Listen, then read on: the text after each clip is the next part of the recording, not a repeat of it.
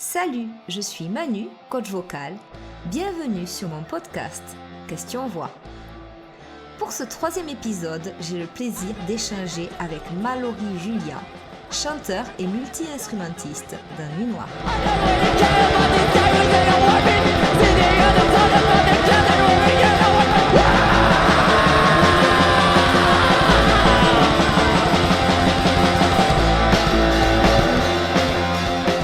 Bonsoir Mallory, merci de répondre à mes quelques questions. Bien le bonsoir, je suis très content de répondre. Oui. Dis-moi, donc tu joues dans Nuit Noire, Oui. Et tu chantes, guitare, percussion, batterie, Oui. donc tu fais un peu de tout. Mm-hmm. Depuis combien de temps est-ce que tu chantes ou tu vocalises aussi dans des groupes? En fait, ça a démarré en 96 avec la fête de fin d'année du lycée, où on avait formé un groupe de reprise avec un certain Yann Solo, oui. Et où on faisait du Megadeth, du Metallica principalement, et un tout petit peu de Slayer. Ouais, et tu faisais le chant là. Ouais, parce qu'en fait, à la base, c'était le Yann qui devait faire guitare et chant, et puis il n'y arrivait pas. Il m'a demandé si je voulais pas chanter pour la fête de fin d'année. Super. Et ça s'est fait comme ça. Et comme j'adorais Metallica et Megadeth, et que j'aimais bien Megadeth, en avant. Bah, super. Voilà. Et donc du coup, après tu as monté Nuit Noire, c'est ça? Alors, il y a eu autre chose. L'été qui a suivi, suivi, j'ai fait un truc de black metal qui s'appelle Grimoria, et où j'étais chanteur, puis bassiste chanteur d'abord, et puis que chanteur par la suite. Voilà. Et ça, j'y suis pas resté très très longtemps, mais j'ai été à la fondation du groupe au moins, et puis après, l'année d'après, j'ai fait Nuit Noire. Voilà. Ok. Et donc, toi, au niveau de la voix, est-ce que tu t'es fait accompagner? Est-ce que tu as pris un coach ou un prof de chant Non, jamais. J'ai jamais eu l'occasion. J'ai jamais trop pensé. Et ouais, c'est... Ouais. Est-ce que tu fais... Bon, j'ai vu que tu fais des chants clairs et chants saturés. Oui. Est-ce que tu prépares les concerts? Parce que là, tu vas partir en tournée. Oui.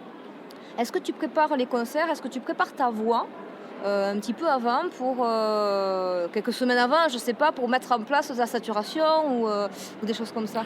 Je fais quand même une répétition générale et tout. Et puis chez moi, je répète. Alors je hurle pas autant que sur scène, mais et dans la voiture aussi des fois. Ouais. Sur le trajet au boulot, je m'exerce un peu dans la voiture. Tu bosses un peu tout le temps, quoi, au fur et à mesure. En fait, chez moi, je peux pas le faire de plein, mais ouais. Oui, mais dès que je peux, ouais. Ouais. Okay. Et pour les concerts, est-ce que tu t'échauffes le jour même du concert? Est-ce que tu t'échauffes un peu la voix ou pas?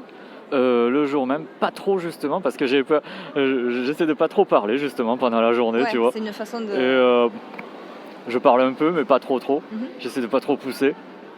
Est-ce que ça te... le fait de jouer un instrument à côté en même temps que de chanter, est-ce que ça te bloque ou ça t'aide à chanter mieux, à être plus dedans? Ça c'est une super bonne question. J'ai l'impression que ça m'aide en fait. Ouais. Oui. Ok. Oui. Est-ce que tu as trouvé, lorsque tu as chanté, tout ça, tu as trouvé des difficultés dans l'apprentissage personnel du chant? Est-ce qu'il y a des choses que des erreurs que tu as faites ou des choses comme ça, ou que tu aimerais dire à des conseils que tu aimerais donner à des gens, à des jeunes chanteurs, tout ça, avec ton expérience vocale? Ouais. Alors je pense que au début, vers les débuts, même pendant longtemps, je hurlais vraiment sans modération. Et peut-être que là, je sais pas, j'arrive un peu mieux en fait à faire sortir l'air plus comme il faut sans tu vois, sans te faire mal, quoi. Sans me faire mal trop. Ouais. Voilà. Bon, super. Ouais. Mais écoute, si tu as quelque chose à dire de plus pour les gens qui commencent ou qui font de la musique ou qui n'hésitent pas. Franchement, quand on commence et que c'est vrai qu'on veut faire des voix un peu extrêmes, un peu poussées, quoi, un peu hurlées et tout ça, c'est vrai que c'est peut-être pas plus mal, je pense, d'avoir un coach très sérieusement pour savoir ce qu'il faut faire vraiment, pour le faire comme il faut. Mais surtout maintenant, il y a de plus en plus de personnes qui sont formées. Avant, c'était pas le cas. On faisait en 96, je sais pas si tu te rappelles, on faisait comme on pouvait, quoi. Il y avait que des profs de chant qui étaient des profs de chant lyrique. Oui. Et du coup, ça colle pas du tout. C'est pas du tout la configuration vocale. On n'aurait jamais imaginé qu'il y aurait eu des profs qui t'entraînent à faire du chant hurlé, saturé. Et du coup, si tu voulais pas faire du lyrique à la Nightwish, tout ça, t'avais pas de prof. Mais oui, ouais. Bon, en tout cas, c'est super cool d'avoir répondu à mes questions. Merci beaucoup. Merci, c'est bon. Et de toute façon, bientôt parce que. Oui, vendredi. Oui, vendredi. Hein. Ça marche. Ouais. Bon, merci Malo, à bientôt. Eh bien, à bientôt. Ciao.